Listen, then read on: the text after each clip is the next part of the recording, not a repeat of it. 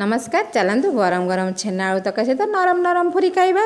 ये बिना पियाज रसुण आ ठाकुर पाखे भोग लगे सब ओषा बार भी खाईपर। वीडियो लास्ट जाए देखिए, कमेंट शेयर करें भूलें।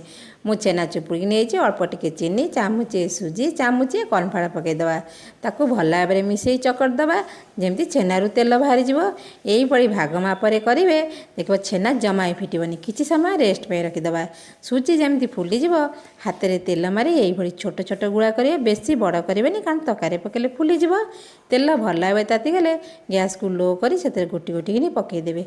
चामुचे यही धीरे धीरे घाटे ना छेना भांगीज ताकू नौट पोट करदे जमी क्रिस्पी हो कलर बदल काढ़ीदे।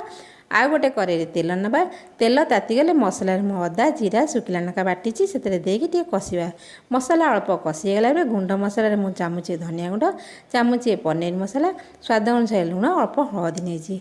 एथर आउ कि मसला पकईबानी मसला न पड़ापी अल्प टिके पानी देदेबा कि समय सीझापी मसलू तेल बाहर छादा। मसलू तेल बाहरी गले अल्प नड़िया रस देती पकईदे। नड़िया रस दे तरकारी करेंगे तरकारी बढ़िया लगे आ तरकारी टेस्ट द्विगुण बढ़ीज।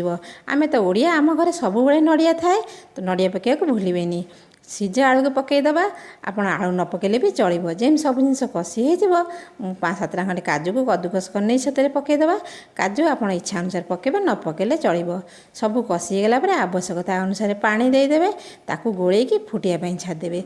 जमी पानी फुटीज मसला को टेस्ट आने चामुचे चीनी अल्प कस्तूरी मिर्च अध चामुचे गरम मसला पकई गोलईदे ताकू सीझापी छाड़देवा। सीझीगला छेना कर छेना को साथ पकईदे ताकू गोल फुटिया छाड़देवा।